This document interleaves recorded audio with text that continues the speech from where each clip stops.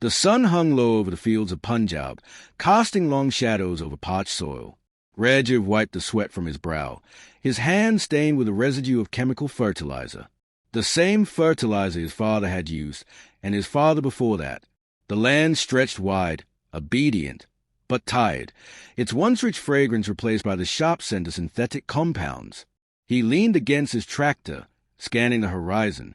Cracks spiderwebbed across the ground like veins, and the wheat, though tall, stood with a brittleness he couldn't ignore. Still forcing life out of tired soil, came a voice from behind. Rajiv turned to see Mr. Singh, the village's retired farmer, his turban slightly askew, eyes twinkling with quiet wisdom. "Yield's good," Rajiv said, defensively. 40 quintals an acre. That's better than last year. "Better than last year," Singh echoed with a nod. "And yet the land looks worse." Rajiv frowned. "The market demands it. Without volume, I don't survive." Mr. Singh stepped closer, crouching to lift a handful of dry earth. It crumbled through his fingers. "Volume isn't profit, Rajiv. It's just weight. This land used to feed families with half the effort. Now it needs injections, sprays, boosters, like a patient in the ICU." Rajiv chuckled nervously. "You sound like those organic dreamers." Singh stewed slowly. "I was one. After I sold my last harvest, I switched. No chemicals. Just cow dung, neem, earthworms. First year was hell. But by the third, the land came alive. The soil was soft again. The insects came back. Birds returned. Real yield followed." Rajiv wanted to scoff. He really did. But something about Singh's voice, gentle, steady, certain, dug beneath his defenses. That night, Rajiv sat alone on his veranda, the stars sharp against the velvet sky. The house was quiet, his children asleep, his wife reading in dim lamplight. His ledger lay open before him, columns of costs outpacing income, even in a good year. He recalled his father's voice.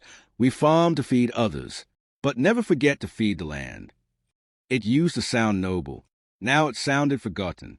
He stood, walked to the edge of his field, and knelt.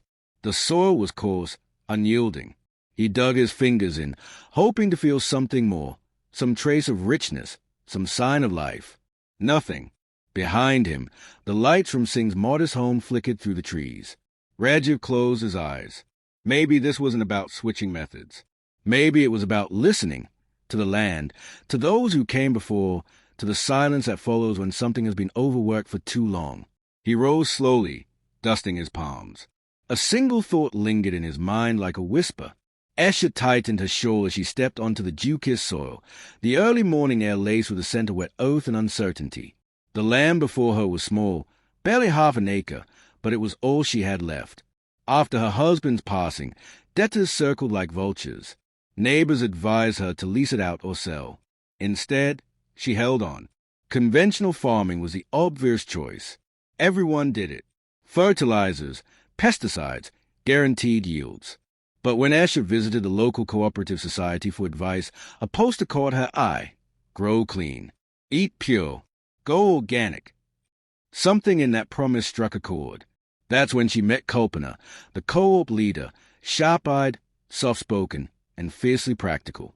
"Organic won't make you rich overnight," Kalpana warned. "But it'll give you something no subsidy can, resilience." Asha decided to try. She started with vegetables, tomatoes, okra, spinach. Kalpana helped her prepare compost from kitchen waste. Cow dung was delivered from a local dairy. Neem oil replaced chemical sprays.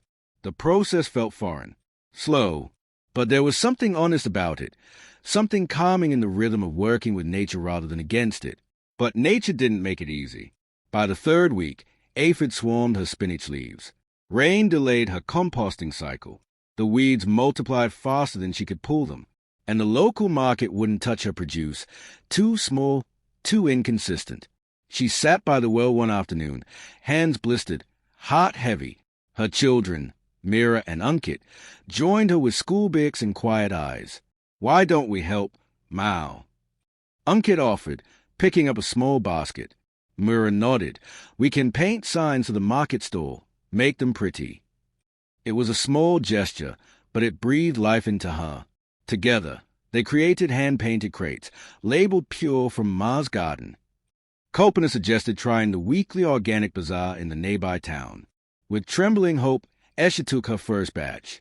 The response was slow but curious. A few shoppers asked questions. One lady bought her tomatoes simply because they smelled like her childhood. "They remind me of my grandmother's kitchen," she said with a smile. Asha returned home with half her stock sold and more hope than she'd felt in months. Week by week, the soil responded. Earthworms returned.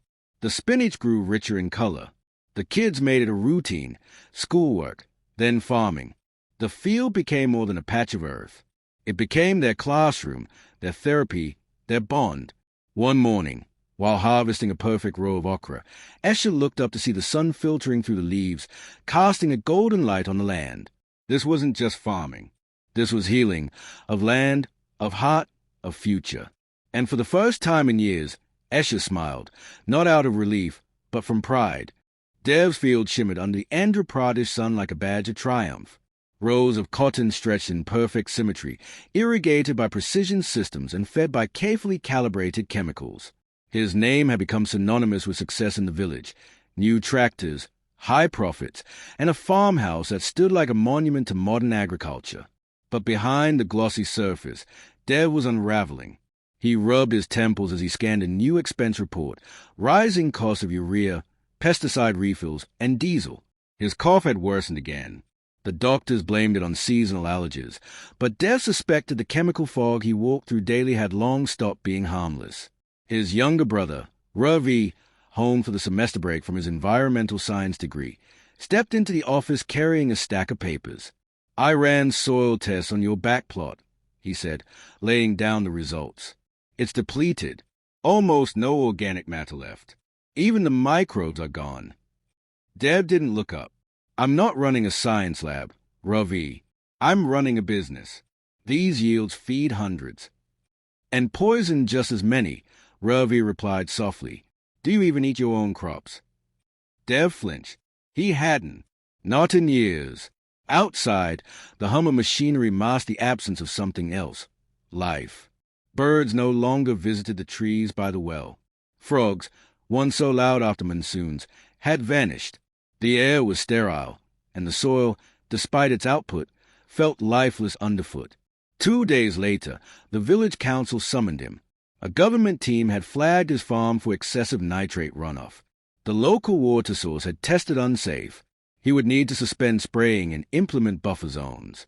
He drove back home in silence. A fine mist from the irrigation sprinklers clung to the windshield, carrying the faint chemical sting that now lingered everywhere, on skin, in breath, in thought. That night, Ravi found Dev sitting alone in the storage shed, surrounded by sacks of unused fertilizer and outdated pesticide drums. When did more become never enough? Dev murmured. Ravi sat beside him. "You wanted abundance. You got it, but you forgot about balance." Dev exhaled, the weight of years pressing on his chest. He remembered his childhood, how the soil used to smell sweet after rain, how they chased butterflies through sunflower rows. Now even the sunflowers were gone, too fragile for the regimen he enforced. "Is it too late?" he asked. Ravi didn't answer. Instead, he held out a small jar, soil from the edge of the farm, where no chemicals had reached. Inside, tiny white threads, fungi, wove through rich, dark earth. "It's not dead," Ravi said. "Just waiting." Dev stared at the jar, the smallest echo of hope stirring within him. Maybe success wasn't about domination. Maybe it was about listening before everything went silent. The classroom was nothing more than a tin roof hole in the heart of Karnataka's farmland, yet the energy inside pulsed with quiet revolution. Farmers of all ages sat on worn plastic chairs, their notebooks open, their expressions caught between skepticism and curiosity. At the front stood Ananya, barely in her 30s, but with the presence of someone who had walked both paths. Her project, Smart Organic, aimed to merge ancient wisdom with modern tools, to show that organic and conventional farming weren't enemies, but allies waiting to meet. She tapped on the whiteboard. Precision doesn't belong only to chemical farms. You can map moisture using sensors and mulch with cow dung. You can compost and use drone monitoring. It's not either or, Its end. In the back row, Rajiv watched quietly. Months had passed since his talk with Mr. Singh. He'd begun composting a corner of his land. Just an experiment, but enough to feel the difference. The soil there was softer now, easier underfoot. Still, he hadn't told anyone. Not yet. Beside him sat Asha, her hands stained green from harvesting spinach that morning. She was now a trainer for the co-op, mentoring others in organic techniques. When she spoke, her voice was calm but grounded. You don't need to convert everything at once. Start with what you can afford. Let the land show you what it needs. Dev entered late. He wore a cap low over his eyes, his pride still bruised from the nitrate incident. But something had changed. He brought with him a soil sample from his border plot, the one Ravi had pointed to. He approached Ananya during a break. I want to know if this can be saved, he said simply. Ananya held the jar up to the light. If you're asking, it probably already has a chance. By midday, farmers were outdoors inspecting demo plots. Compost bins bubbled with activity. QR-coded tags tracked the progress of crops in real time. One group experimented with neem extract. Another discussed intercropping to reduce pest loads. Near the boundary, Ananya gathered everyone under the shade of a neem tree. This isn't a movement against anything, she said. It's a return to wholeness, to not choosing yield over health or economy over ecology, but finding a way to hold both. The group fell silent.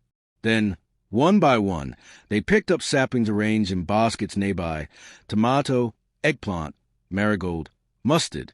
Asha handed one to Rajiv. Rajiv passed one to Dev. Together, they planted, not in their own fields, but in a shared garden at the center of the training ground, symbolic, small, but alive with possibility. As the final plant settled into the soil, a gentle breeze stirred the air, carrying with it the scent of something fresh, something hopeful. The journey wasn't over, but something had finally begun.